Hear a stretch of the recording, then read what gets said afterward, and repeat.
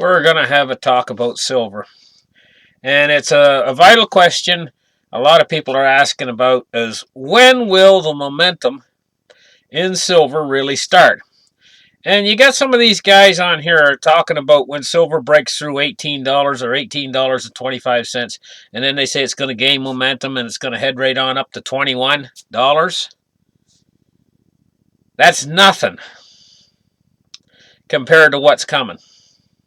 That's just a start. That's just an hors d'oeuvre compared to what's coming. What's coming is the main course. And now I'm going to tell you, and I'm going to tell you exactly when the main course is coming. Okay? Here's the thing. It's tied to oil. Everything's tied to oil. The dollar's tied to oil.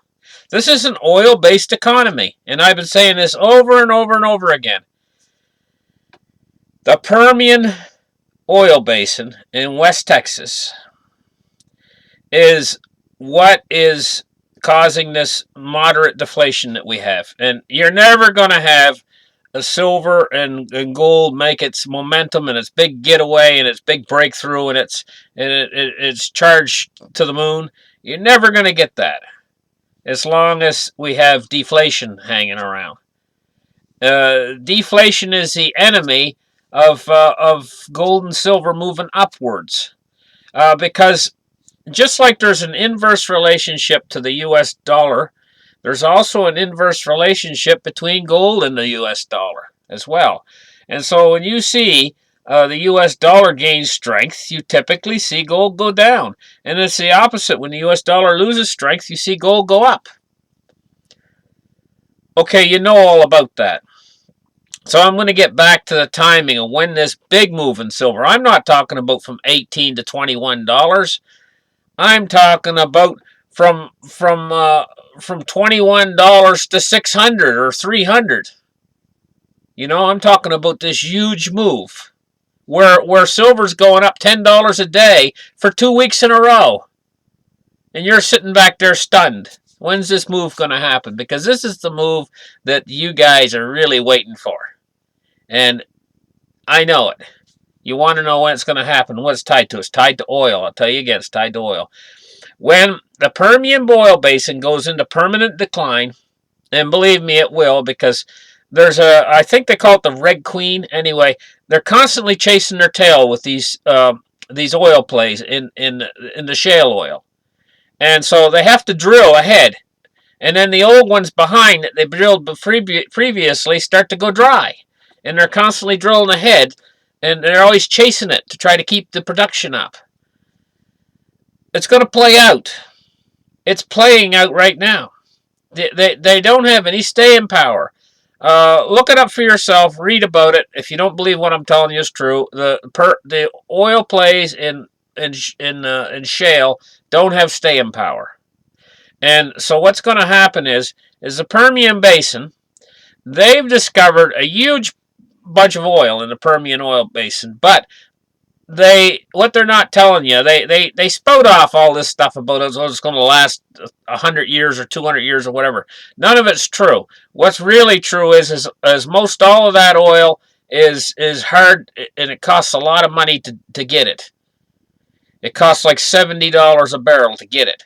Now, right now, they're getting the stuff out of the Permian that's cheaper to get, that they can get out for like 30 or 40 a barrel. And so they can make a very small profit when oil's at 50 a barrel. And they're getting all that stuff out, but that's the easier stuff. They always do it's just like anybody when they're doing anything. They always do the easy stuff first. If you get a kid and you give him an ice cream sundae, he'll eat the cherries off first. You know, they always do the easy stuff first, and then they come in later for the hard stuff. But in this case, the hard stuff in the Permian is going to cost considerably more. Now, when you jack the price of oil up and you double the price of oil, worldwide oil, when it goes up higher than it used to be when it was $100 a barrel, it goes up higher than that, right? You've just cut the dollar in half, because if the oil right now is $50 a barrel, and that's how much your dollar's worth. Is how much oil you can buy with it, because the dollar is based in oil. So now, what's going to happen is the oil price is inevitably going to go up. One of these days, the Permian is going to start to decline because the older wells that they put in a few years ago will start to tap out. Bungada, bungada, bungada. They start to tap out. And when that happens, they're not going to be able to drill the new wells quick enough because the oil price is still down low, like it is now. They're not going to be able to drill them because they're not going to be worth the money to drill, because the oil, to get that oil out, is going to cost more than what they've been working at now. And I think they're getting almost to that point. Saudi Arabia can smell that these guys are getting to that point. And that's why Saudi Arabia started their embargo. Not an embargo, but a oil production cuts so that they could bring the oil in line. They thought they were timing it right, but West Texas had a little surprise for Saudi Arabia, and they were able to get a little bit more oil out than Saudi Arabia thought, and they created this little bit of a situation. So anyway, we're working through that right now, through that extra oil that West Texas is producing. We're going to work through it, and after a while, it might take 6 months. I'm not sure exactly how long it'll take. 6 months, maybe a year. But we'll work through it, and one of these days they're going to go out to those oil tanks, and they're going to put their, whatever they test to see the height of the oil inside the tank, and they're going to say, hey, boys, we're not like we are now. We don't have a surplus. We're now running a deficit. And as soon as that word hits the market, the oil's going to shoot up. When oil shoots up, this is going to be the start of the end game. This is what's going to really cause gold and silver to go up in price. And we're not talking from 18 to 21 this time. Because this time what's going to happen is, because there's so much of an overproduction of dollars in the world, right? And those dollars are in what's called a liquidity trap in the banking system. And when that's all released and it comes out through the power of fractional reserve banking, all that money comes out of the banking system, and it's produced 10 times through fractional reserve banking. And what you have is you have a surging economy, which needs more oil. I mean, when the economy really starts to surge when this happens, because I've been saying this all along, it's not you don't look for slumping economic indicators to show you when the crisis is coming. It's not the slumping economic indicators. Like, a lot of these economists are pointing towards slumping economic indicators. They're saying, hey, look, the jobless rate is not at 4%. It's really 20%, and this is worse than it looks and everything. And so we're going into an economic situation. They're looking at the wrong thing. What really causes the economic problems, the crisis that's coming, is not this deflation. This deflation, it's only moderate. We're not having severe deflation, but this moderate deflation that we're having is not the big problem, because the Federal Reserve can fix that anytime they want to. All they got to do is pump some money in. And Ben Bernanke said it himself. That's why they called him Helicopter Ben. He said, to stop deflation, he said we can always repair it. Read his material from Ben Bernanke. He said we can always repair deflation. He said, if I have to, I'll dump money out of helicopters, and that'll be the end of the deflation. And he's right. They can always fix that. But what they can't fix is when the inflation starts to come in hot, strong, and it starts to heat up, and it runs away on them. They can't fix that. They don't have a tool. If they try to print money to fix that, it's just going to make it hotter. It's going to be like trying to put out a fire with gasoline. What happens? It just explodes and goes hotter.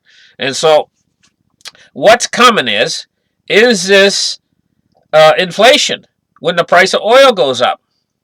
And that inflation is what's going to start the dumping of the dollar. And when these people, see, it's a chain reaction. When these people see the dollar being dumped, and the price of and the dollar index falling below 70, and the dollar index going down, down, down, and the dollar starting to become worthless rapidly, and they see prices going up on everything, they're gonna take their money out of the bank and stuff and try to get it into something that's going to be going in the opposite direction. So the dollar's going to be going down like this, and gold and silver is going to be going up like this. And it's like an elevator going two ways. One's going one way and one's going the other. What's going to happen is all these people are going to want to hop off of this elevator and get on this one, because this one's going up. All these guys that are going down. And they're going to be absolutely desperate, Because then when it goes down faster and faster and faster. They're going to be absolutely desperate to get out of the paper currencies. And that's when you're really going to see not these little moves like 18 to 21. You're going to be seeing it go up $10 a day. Day after day after day after day after day. And there's going to be no physical to be bought. And the people that own the physical, they're not going to be selling. Now you just think about it for a minute. Would you sell your physical if the price was going up $10 a day? Because if you sold it, say it did go up, say it going up to $200, right? And it's still going up $10 a day. You sell it now at $200, and tomorrow it's $210, and you say to yourself, "Well, I could have had $210," and the next day it's $220, and the next day $230. They're not going to sell it, and there's not no physical to be had, and that dollar is going to be going down the toilet hole.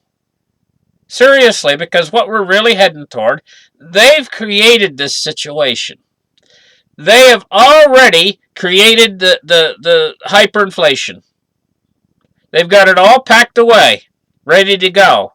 It's just that it hasn't been sprung yet. It's like a bunch of cats inside a box or something, and the guy's got a thing to pull. He pulls it, and the door opens up, and all the cats come out. You know, wildcats. This thing's like a bunch of wildcats in a cage, but the cage door's still shut, and that's the money, the liquidity that's been shoved into the system, and it's went into a liquidity trap, and so when that comes out, and it's able to multiply, this whole game is over, and the games that they've been playing too, by driving gold and silver down, by using paper short contracts, by creating more paper contracts than there is physical, they've been playing this game a lot, and they've driven it down so low too. It's so low for a little while there, when it was back around $14 for silver, it was actually trying the all-in cost for mining production. It was coming close to the all-in costs for mining production. Very close. So the miners, they were having a hard time, and they were starting to think about not selling, to taking their silver and keeping it rather than sell it. There was a little period in time there where it was like that, back when it was like just under 14, because they couldn't. It was nearly at the mining cost of production. See, some of these mines are able to produce cheaper than others. Some of them are able to produce for like just under $10, but some of them they're up about 18 or something. You know, I mean, they're varying costs. They're not all the same. You know, all the mines, they're not all created equal. And what they did was, what the miners did when they went through this period in time, when they were having trouble because the price was so low. To stay alive, the miners were mining their best grade ore. That's what they did. They mined their best grade ore in order to stay alive in this situation. They needed to keep up and running. They needed to mine their best grade ore. Now the pressure's come off a little bit, but what we're going to see in the next year or so is we're going to see the effects of all that. We're going to see a slump in mining production in the next year or so. At the same time, we're seeing an increasing demand. Demand's going up, especially demand for physical is going up like crazy. And we're running into deficits now. And so this whole situation is leading to it's going to culminate in of a lifetime. It's going to be the situation of a lifetime. It'll never be repeated. If you're in on it, you're in on it. If you've missed out, you've missed the boat. It's coming. You just got to wait for it. And it's all timed to when the oil starts to really increase in price again. And you know it will, because there's not limitless oil in the ground. And they've went everywhere on Earth hunting for oil. And yes, they've found oil in some places, but the oil that they found costs a lot of money to get it out of the ground. All the cheap, easy oil has already been dug. And so you know what's going to happen. The price of oil is going to... This is just a temporary thing that happened because of a shale boom out in West Texas that's brought the oil price down. It's very temporary. And when it ends, it's over and they can't do it again. And when the oil price goes up this next time, it's over for the dollar. This is it. But West Texas is proving a little bit more resilient. And it's bought the dollar a few more months. You see? And so I don't think it's bought the dollar that much longer, but it's bought it a few more months. So we might actually, believe it or not, go into another little slump of deflation where gold and silver lingers down low and languishes at these prices. And I'm going to tell you what, this is a buying opportunity if it does, and it gives you a little bit more of a chance to buy. And the thing is remember, I'm not offering you financial advice, but you've got to be aware of these things, and you've got to try to stay ahead of them for yourself and your families. Thank you very much for listening. Like and subscribe, and we will see you in the next episode.